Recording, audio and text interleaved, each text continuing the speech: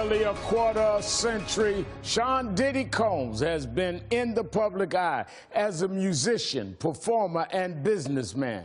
Now he's adding a new title, educator. I sat down with him recently to talk about all that and discovered he's still very willing to speak his mind, even when it comes to presidential politics. Puffy, you are not only a mega star and mogul, you have an education initiative. You opened a charter school in Harlem for this fall. Why was that important to you? I went to this after-school program named Menacing. I grew up in Harlem, and I just remember that extra attention that I would get by the tutors. It was something that was needed because in the educational system in the city communities, they were so behind what was going on in the other communities of Scarsdale, Westchester, different parts of the Bronx, and it was so disproportionate that if it wasn't for a program like that, I wouldn't have been able to pass my grades, and I wouldn't have been able to make it really through school. And so as the years went by, I ran a marathon. Education's always been important to me. I ran a marathon, and we proudly raised $3 million for the New York City public school system. And my thing was I had a lot of concerns and complaints about the educational system and how our children are treated. And I'm a person of action. So instead of me talking about it, I wanted to go and work with the system and then show them a better way to do it. And I just thank them for giving me a chance. But I'm coming to really revolutionize the junior high and high school levels of education. I think that we have to prepare our kids for the realities of what's out there. We have to prepare them to be leaders. And so those curriculums that are out there now are dated. That's not the times that we're in.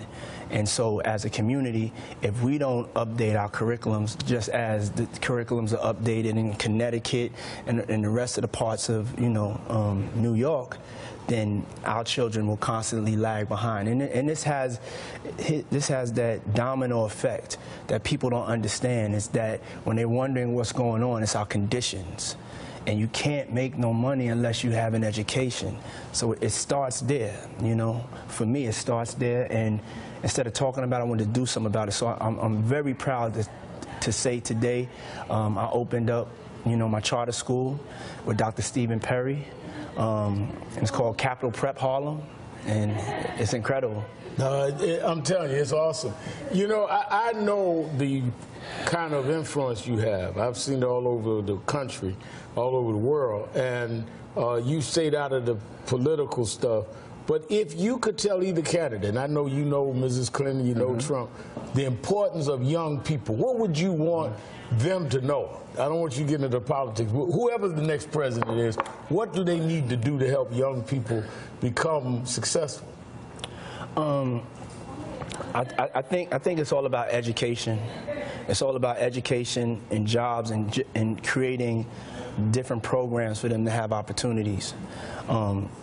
It's hard to start your life after high school or college and you just can't get a job. Right. And there's nothing really set up for you to be able to get out there and to excel.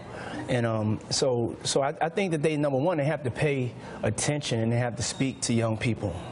If they don't, a lot of young people aren't going to show up. And they got to get the right people to talk to the young people. And they're very disenfranchised. I mean, my number one thing, though, and to be honest, is black people. I feel like we put President Obama in the White House, and when I look back, I just wanted more done for my people.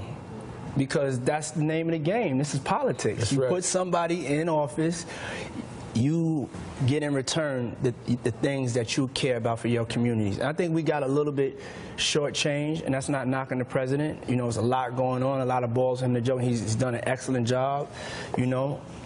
But I think it's time to turn up the heat, because the black vote is going to decide who is the next president of the United States. So I hope that turn up the heat. Yeah, Miss Clinton, you know, Hillary Clinton.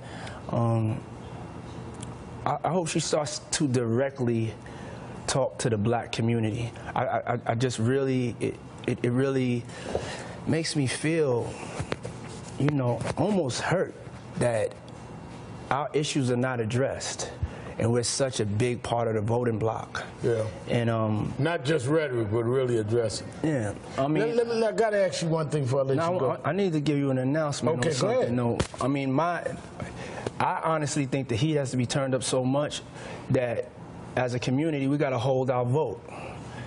Don't pacify yourself. Really revolutionize the game. Make them come for our vote. It's a whole different strategy, but I think we need to hold our vote, because I don't believe any of them. All right. Well, that's a big announcement. All right. I think that's straight from the heart. Yeah, I mean, you can get the vote. Yep. It don't have to be held that long, but you're going to have to come get it. You got to come get it. And bring something with it to get it. Oh, man, you have to bring something with it. Let me ask you this. I hear you saying that on the music side, this may be your last album? Yes. And how's the tour going? I mean, the tour is sold great. out everywhere.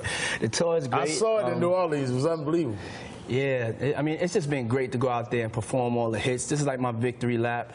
I want to be able to spend more time with my girls. They're getting bigger. Yeah. And every time I come off the road, it's you know, having to catch up and reconnect. You know, and that's not what I want, you know? And if this is your last album now, you know, I watched you speak at the commencement at Howard where you went. You wouldn't be going into preaching, because I can't rap. We can't switch roles. So, I mean, you wouldn't be infringing on a brother, would you? I mean, you never know, but if I do, I'm going to come to you for lessons, because you're the baddest in the game, baby. Puppy Cole, thank you, man. That's what's up. Hey there, I'm Chris Hayes from MSNBC. Thanks for watching MSNBC on YouTube. If you want to keep up to date with the videos we're putting out, you can click subscribe just below me, or click over on this list to see lots of other great videos.